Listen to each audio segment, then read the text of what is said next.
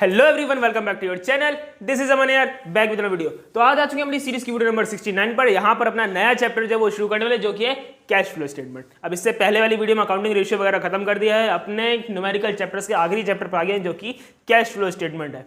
अब ये जो चैप्टर है इसने अपना अलग ही मार्केट में डर बना रखा है, ठीक है, अलग ही खौफ है इसका।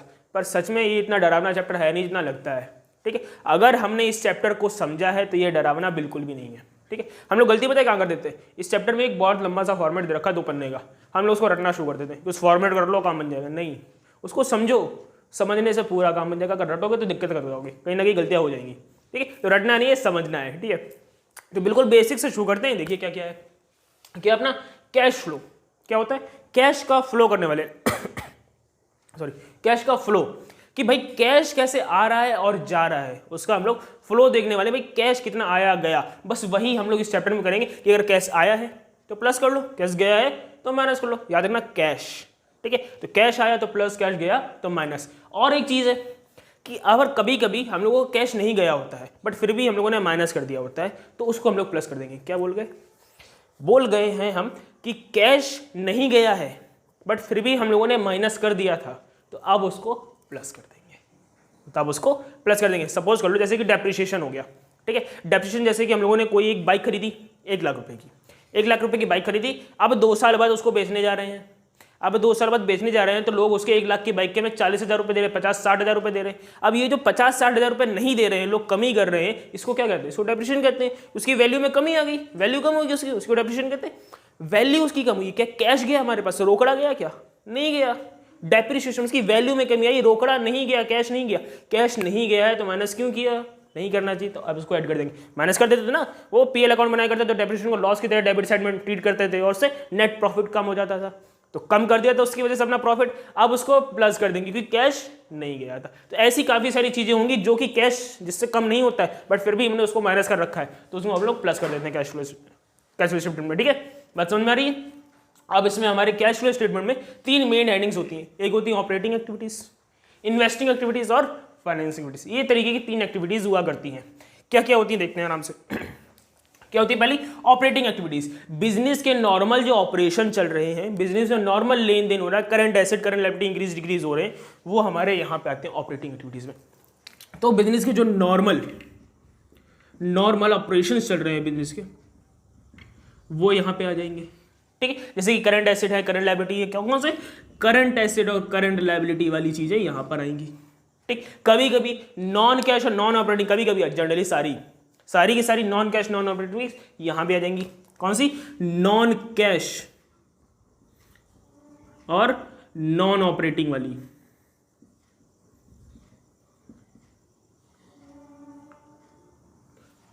तो नॉन कैश और नॉन ऑपरेटिंग एक्टिविटीज भी यहीं पे आने वाली हैं, जिनको हम लोग ऐड और लेस कर देने वाले हैं उनके नेचर के अकॉर्डिंग। कि अगर भाई कैश नहीं गया था और हमने माइनस कर दिया है तो ऐड कर देंगे, जैसे डेप्रिसिएशन हो गया, ठीक है, पेटेंट वगैरह की वैल्यू कम हो रही है, गुडविल की वैल्यू कम हो रही है, ये सारी चीजें हम लोग यहाँ पर कर देने वाले हैं। बाकी किसी और अकाउंट की चीजें हैं जैसे कि इन्वेस्टिंग या फाइनेंसिंग की चीजें, तो वो भी यहाँ पर ऐड लेस होने वाली। तो ऑपरेटिंग में यही सारी चीजें हुआ करती है, सबसे बड़ा ऑपरेटिंग ही बनता है।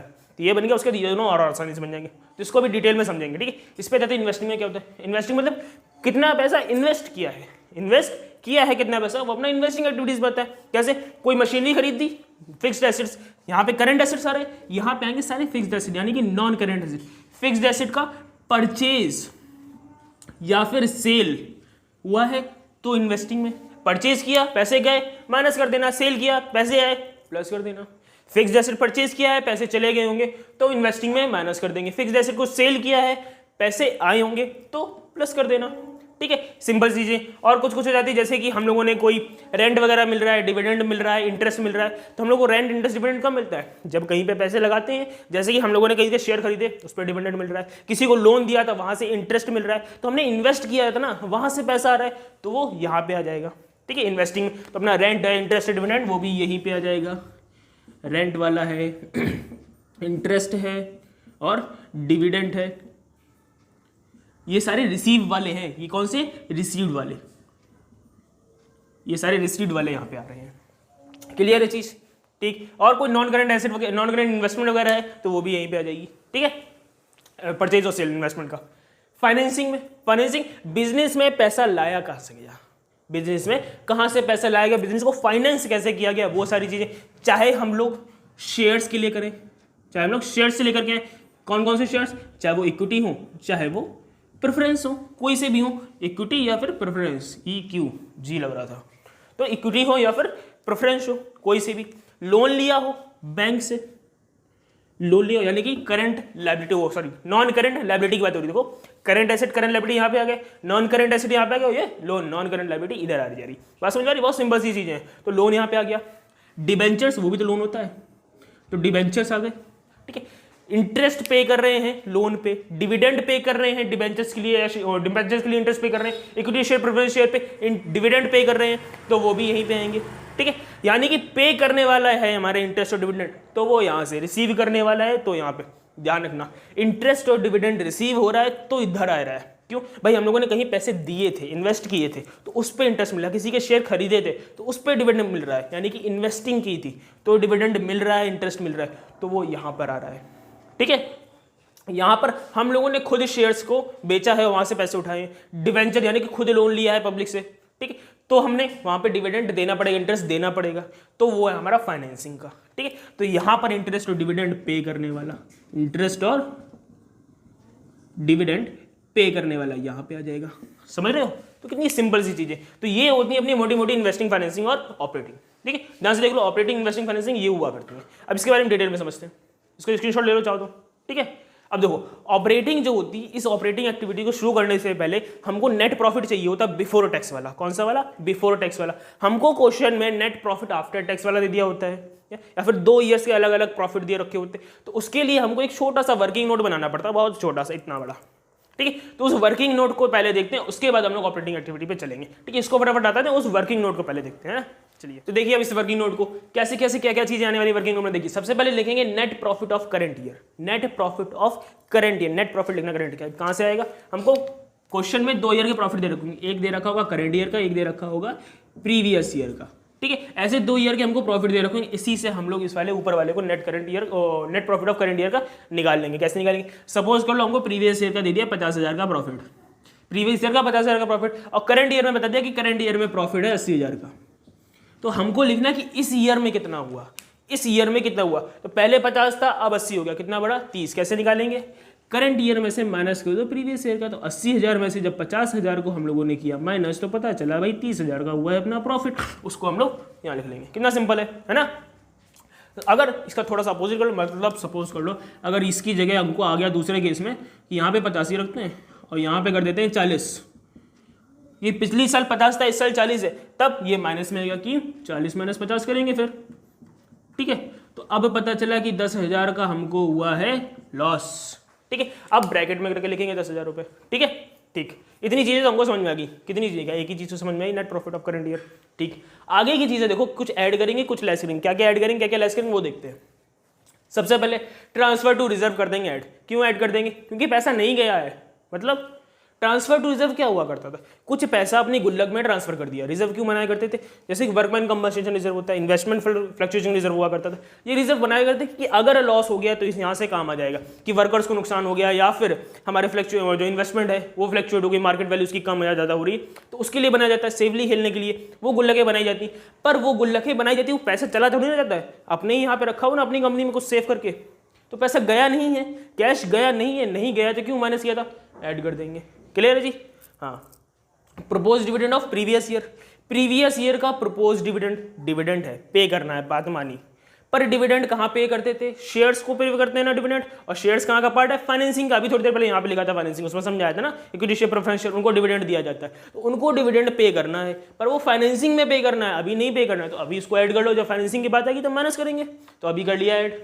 Interim dividend during the year, interim dividend क्या होता है, वो एजीएम मीटिंग होती है, एनुअल जनरल मीटिंग, वहाँ के लिए होता है ये डिविडेंड, वहाँ पे अनाउंस किया जाता है, पर है तो डिविडेंड ही, ये भी फाइनेंसिंग का पार्ट है, जैसे प्रपोज डिविडेंड फाइनेंसिंग का पार्ट है, ये डिविडेंड भी फाइनेंसिंग का पार्ट है, तो जब फाइनेंसिंग आएगी तब इसको भी माइनस करेंगे, अभी इसको भी कर लो ऐड, तो दोनों डिविडेंड यहाँ पे ऐड हो गए और दोनों डिविडेंड फाइनेंसिंग हो जाएंगे माइनस, ठीक है। पर ये प्रीवियस ईयर का याद रखना, करंट ईयर का यहाँ पे कोई मतलब नहीं, प्रपोज डिविडेंड प्रीवियस ईयर का, करंट ईयर से अभी कोई लेना देना नहीं है, ठीक है फिलहाल। Provision for tax made during the current year, current year के लिए प्रोविजन फॉर टैक्स, अब करंट ईयर में अगर बना रहे हैं तो अगली साल काम आएगा ना। अभी जो प्रोविजन बनाया जा रहा है वो काम तो अगली साल आने वाला है, तो अभी उसको क्या करेंगे, ऐड कर लेंगे और लेस कर देंगे रिफंड ऑफ टैक्स। तो बस ये चीजें करनी है। तो ये 4 ऐड और 1 लेस, इनको सबको करने के बाद अपना आ जाएगा नेट प्रॉफिट बिफोर टैक्स। ये आएगा नेट प्रॉफिट बिफोर टैक्स। अब यहाँ से आगे हम लोग अपना आंसर शुरू करें, सॉल्यूशन जो इसके बाद शुरू होंगे। तो ये अपना छोटा सा बस वर्किंग नोट था। अब इसके बाद हम लोग करेंगे सॉल्यूशन शुरू। इसको फटाफट से नोट डाउन कर लो, स्क्रीनशॉट ले लो, ठीक है। अब इसको हटाते हैं फटाफट से और आगे की तरफ बढ़ते हैं ना। तो देखिए अब आ चुके हैं अपने ऑपरेटिंग एक्टिविटीज पे। ये है अपना फॉर्मेट, एक साइड है पर्टिकुलर का, फिर अमाउंट, ठीक है, पर्टिकुलर अमाउंट, ये अपना ऐसा हो जाता है फॉर्मेट, ठीक। सबसे ऊपर डालते हैं हेडिंग। क्या हेडिंग डालते हैं, ए पॉइंट डाल के डालेंगे cash flow from operating activities. लंबी चौड़ी हिसाब से हेडिंग डालेंगे cash flow from operating activities. उसके बाद सबसे पहले लिखा जाएगा नेट प्रॉफिट बिफोर टैक्स। ये कहाँ से आया, अभी जो पहले वर्किंग नोट बनाया था उसका जो आंसर था वही है ये, net profit before tax, working note से आया, ठीक। इसके बाद आते हैं एडजस्टमेंट पे। Adjustment for non cash and non operating activities. सारे नॉन कैश वाले एक्टिविटीज, सारी नॉन कैश वाले जो ट्रांजेक्शन है वो, और नॉन ऑपरेटिंग एक्टिविटीज है जो कि बिजनेस में जो नॉर्मली नहीं होती हैं चीजें, वो जो कि कभी कदार हुआ करते हैं, ऑपरेटिंग नहीं है, बिजनेस को रन करने के लिए जो नहीं हो रहे, तो वो सारी चीजों का एडजस्टमेंट यहाँ पे करने वाले हैं, यानी कि उनको प्लस माइनस यहाँ पे कर देंगे। तो ये सारे एडजस्टमेंट है, यहाँ से लेके यहाँ तक लिखे हुए, ठीक है, यही रहेंगे ज़्यादा से ज़्यादा। अब इनमें से कुछ आया करते, कुछ नहीं आया करते। बहुत छोटा सा अपना क्वेश्चन होता है, बहुत ईजी लग जाता है, टेंशन लेने वाली बात नहीं है। ये बहुत बड़ा फॉर्मेट है सिर्फ देखने के लिए, ठीक है। तो देखिए नॉन कैश जो कि कैश में नहीं है, तो हमें सिर्फ कैश वाली चीजें लेनी होती है, तो नॉन कैश का एडजस्टमेंट यहाँ कर देंगे। ये ऑपरेटिंग एक्टिविटी है, तो ऑपरेटिंग एक्टिविटी से ऑपरेटिंग वाली चीज जानी चाहिए, नॉन ऑपरेटिंग वाली की जरूरत नहीं पड़ेगी, तो उनको भी यहाँ से एडजस्टमेंट में निकाल के बाहर कर देंगे, ठीक है। तो देखिए भाई सबसे पहले ऐड करेंगे डेप्रिसिएशन। डेप्रिसिएशन क्या होता है, अभी हमने बताया था थोड़ी देर पहले। डेप्रिसिएशन होता है वैल्यू में कमी आना, पर उससे कैश गया था क्या, नहीं गया था। वैल्यू में हमारी फिक्स्ड एसेट की वैल्यू में कमी जरूर आई है, पर हमारा कैश नहीं गया है, माइनस कर दिया था नेट प्रॉफिट में से, वो पीएल अकाउंट में नेट प्रॉफिट निकालने के लिए माइनस किया था, अब उसको ऐड कर देंगे, क्योंकि कैश तो नहीं गया, हमें कैश से मतलब है, कैश आएगा जाएगा तो उसका करना है, कैश नहीं गया है तो प्लस कर दो। Amortised of goodwill patent trademarks, हमारी गुडविल पेटेंट ट्रेडमार्क यानी कि हमारे जो इंटेंजिबल एसेट्स थे उनकी वैल्यू में कमी आना। इंटेंजिबल एसेट जिनको टच नहीं कर सकते, हवा में चलते रहते हैं, तो इंटेंजिबल एसेट्स जिनको टच नहीं कर सकते उनकी वैल्यू में कमी आना। कैश तो नहीं गया, वैल्यू कम हुई है, उनको भी प्लस कर दो। Interest on bank overdraft, interest पे करना है बैंक ओवरड्राफ्ट पे। ये क्या है, फाइनेंसिंग का है भाई, पैसा लिया उधार में यानी कि लोन वगैरह, ठीक है। ओवरड्राफ्ट बताया था, फाइनेंसिंग उसमें जा रहा था, फाइनेंसिंग में लोन आ रहा था, तो ओवरड्राफ्ट पे इंटरेस्ट पे करना कर रहा है, कहाँ जाने का, ये फाइनेंसिंग में है। तो फाइनेंसिंग क्या ऑपरेटिंग का नहीं है, तो ऑपरेटिंग में इसको ऐड कर दो, माइनस करेंगे फाइनेंसिंग में, माइनस करेंगे कब करेंगे, फाइनेंसिंग में। Loss on the sale of fixed asset, fixed asset को बेचा, फिक्स्ड एसेट जो हमारे बिके पर उसमें लॉस हो गया, माइनस होना चाहिए, लॉस हुआ है माइनस होना चाहिए, पर फिक्स्ड एसेट कहाँ की चीजें हैं, ये तो अपनी इन्वेस्टिंग की थी, यहाँ की नहीं है, तो जब इन्वेस्टिंग आएगी तब उसमें करेंगे। अभी लॉस को कर दो ऐड, जब इन्वेस्टिंग आएगी तब माइनस करेंगे। तो loss on fixed asset, loss on sale of fixed asset कर दो अभी ऐड, जब इन्वेस्टिंग में आएंगे तब माइनस कर लेंगे। Increase on provision for doubtful dept, doubtful डेप्ट के लिए प्रोविजन बनाना पड़ रहा है, इंक्रीज हो रहा है प्रोविजन। डाउटफुल डेप्ट मतलब कि डाउट है कि डेप्टर्स पैसा देंगे या नहीं देंगे, उनके लिए गुल्लक जो है वो और बड़ी करनी पड़ी। रुक जाओ, ये बुलेट निकल जाने दो पहले, है ना।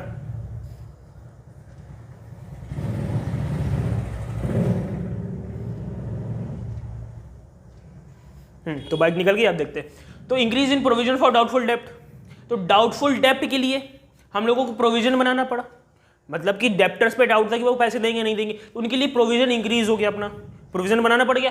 तो भाई प्रोविजन बनाया है, गुल्लक बनाई है अलग से, पैसा कहीं बाहर थोड़ी ना चला गया कंपनी से, है तो कंपनी में ही, तो वो पैसा कंपनी से बाहर नहीं गया है, आउटफ्लो नहीं हुआ है पैसे का, ठीक है। तुमने क्यों माइनस किया है, नहीं करना चाहिए था, अभी ऐड कर लो, ठीक है। तो इन सारी चीजों का अमाउंट ऐसे अंदर लिख लेना, इनका टोटल करके बाहर कर देना, इन दोनों को कर देना प्लस, ठीक। इतनी बात समझ में आई। तो इनका जो टोटल करेंगे ये सिर्फ ऐड वालों का टोटल करके कर लेंगे, इस वाले पहले वाले कॉलम में, ठीक है। बाहर इधर आ जाओ, अब कुछ चलेंगे लेस, कुछ ऐड किया तो अब कुछ लेस करने वाले हैं, जैसे कि इंटरेस्ट इनकम, डिविडेंड इनकम। अभी इंटरेस्ट मिल रहा है, डिविडेंड मिल रहा है, कब मिलता था भाई, इंटरेस्ट मिल रहा है, हम लोगों ने किसी को पैसा उधार में दिया होगा, लोन वगैरह दिया होगा, वो हमको इंटरेस्ट दे रहा है। डिविडेंड हमने शेयर खरीदे होंगे, हमने किसी और के शेयर खरीदे होंगे, तो वहां पे हमको डिविडेंड मिल रहा है। ये सब क्या है, इन्वेस्टिंग है भाई, कहीं पैसे इन्वेस्ट किए थे वहां से इंटरेस्ट आ रहा है, डिविडेंड आया, इन्वेस्टिंग है, इन्वेस्टमेंट किया है हम लोगों ने की, तो ये इन्वेस्टिंग एक्टिविटीज का अभी का नहीं है, इनकम है प्लस होनी है, पर है तो इन्वेस्टिंग का ना, तो इन्वेस्टिंग में प्लस करना, अभी क्यों प्लस कर रहे हो, अभी क्या कर दो लेस कर दो, ठीक है। तो इंटरेस्ट और डिविडेंड इंटरेस्ट हो गया। रेंटल इनकम ये भी अपना वहीं का है, इन्वेस्टिंग का, अभी इसको लेस कर दो, जब इन्वेस्टिंग आएगी तब उसको कर लेंगे add. Gain on sale of fixed asset, इधर लॉस था तो ऐड कर दिया था। क्यों ऐड कर दिया था कि भाई माइनस करना है, पर इन्वेस्टिंग में माइनस करना है, तो लॉस को हम लोगों ने ऐड कर दिया था। इधर गेन है, ऐड करना है, इसको ऐड करना है, इसको लेस करना था, पर उसको वहां पे लेस करना है इन्वेस्टिंग में, तो अभी ऐड कर लो। इसको भी ऐड करना है, इसको करना है ऐड, पर अभी नहीं करना है, इन्वेस्टिंग में ऐड करना है। अभी क्या कर दो, लेस कर दो, ठीक है। इनमें से कोई एक चीज आने वाली है, चाहे गेन आ जाएगा या लॉस आ जाएगा, एक चीज आएगी, ठीक है। तो गेन हो रहा है, दोनों भी आ जाएगी तो भी कोई दिक्कत नहीं है। तो गेन हो रहा है, ऐड करना है, पर इन्वेस्टिंग में ऐड करना है, अभी नहीं करना, अभी लेस कर लो, ठीक है। Decrease in provision for doubtful डेब्ट, इधर इंक्रीज था, इधर डिक्रीज है, तो decrease in provision for doubtful डेब्ट, डिक्रीज हो गई अपनी लायबिलिटी की, प्रोविजन गुल्लक जो थी वो कम बनानी पड़ी, लायबिलिटी कम हुई, पर क्या पैसा बढ़ गया क्या उससे? नहीं, पैसा बढ़ा थोड़ी ना है, गुल्लक कम बनानी पड़ी, पैसा कम लगाना पड़ा अपनी सेविंग्स में, उसमें गुल्लक बनाने में, रिजर्व बनाने में, प्रोविजन बनाने में, ठीक है। तो कम लगाना पड़ा, पर उससे पैसा बढ़ा नहीं है, इनफ्लो नहीं हो गया पैसे का, तो अभी लेस कर दो। क्यों प्लस किया था, नहीं करना चाहिए था, लेस कर दो, ठीक है। ठीक, तो इन सारी चीजों को करने के बाद इसका टोटल करोगे, इसको भी बाहर कर लोगे, फिर 1, 2 और ये 3, इन तीनों का करके यहाँ पे आ जाएगा आंसर। कौन कौन से? एक तो रह गया अपना ये वाला, दूसरा ये वाला, और तीसरा इसको टोटल करके ये वाला लेके आए। इन तीनों का टोटल करके कर देंगे यहाँ पर लाइन खींच करके, तो ये आ जाएगा operating profit before working capital changes, working capital charges, ठीक है। तो ये आ जाएगा अपना operating profit before working capital, ठीक है भाई, ये आ गया, ठीक। इसके बाद हम लोग अपना वर्किंग कैपिटल क्या होता था? करंट एसेट करंट लायबिलिटी वाला खेल, तो अब यहाँ पे करंट एसेट और करंट लायबिलिटी का खेल करेंगे, ठीक है। क्या ऐड करेंगे? डिक्रीज इन करंट एसेट करेंगे ऐड, और इंक्रीज इन करंट एसेट करेंगे माइनस, लेस। भाई अजीब सी चीज है, देखो चीज देखने में अजीब लग रही, पर उसके पीछे लॉजिक पहले समझते हैं, फिर बताते हैं इसको रटने की ट्रिक, ठीक है। रटने की मतलब याद रखने की ट्रिक, ठीक है। तो देखो decrease in current asset decrease हो रहे हैं, कोई एसेट होगा अपना करंट, जैसे स्टॉक मान लेते हैं, स्टॉक था, बिक गया, एसेट डिक्रीज हुए, स्टॉक बिक गया, एसेट डिक्रीज हुए, पर पैसे तो आए होंगे। पैसे का क्या हुआ? इनफ्लो हुआ, हमें तो कैश से मतलब है, कैश आया, ऐड कर दो, करंट एसेट बेचे, पैसा मिला, ऐड कर दो, डिक्रीज हो गया current asset. Increase in current liability increase हो रही है, हो सकता है किसी से थोड़े टाइम के लिए पैसे ले लिए, क्रेडिटर्स बना लिए अपने, थोड़े टाइम के लिए पैसे लिए, लायबिलिटी बेशक इंक्रीज हुई, करंट लायबिलिटी हुई इंक्रीज, पर पैसे तो आए ना। पैसे आने से मतलब हम कैश फ्लो स्टेटमेंट बना रहे हैं, तो हमें पैसे से मतलब पैसा आया, ऐड कर दो। Increase in current asset increase हुआ, हो सकता है हम लोगों ने कोई करंट एसेट खरीद लिया हो, जैसे कि रॉ मटेरियल खरीद लिया हो, रॉ मटेरियल खरीदा, पैसा तो गया, एसेट इंक्रीज हुए, करंट एसेट इंक्रीज हुए, पर पैसा देकर इंक्रीज हुए, पैसा तो गया, कैश फ्लो कम हुआ, आउटफ्लो हुआ पैसे का, तो लेस कर दो। डिक्रीज इन करंट लायबिलिटी कम हो गई, लायबिलिटी कम हुई, वो क्रेडिटर से पैसे लिए थे, क्रेडिटर को पैसे उनके वापस कर दिए, क्रेडिटर को उनको पैसे वापस किए, लायबिलिटी कम हुई, पर पैसे भी तो गए, तो पैसे गए हैं तो माइनस कर दो, सिंपल सी चीज है। अगर याद करने का तरीका जानते हो, मतलब ऐसे याद रखना, तो कैसे देखो, इंक्रीज हो रहे हैं करंट लायबिलिटी, तो उसको और इंक्रीज कर दो, अगर ये इंक्रीज हो रहे हैं तो इनको इंक्रीज करो, ये डिक्रीज हो रहे हैं तो इनको डिक्रीज करो।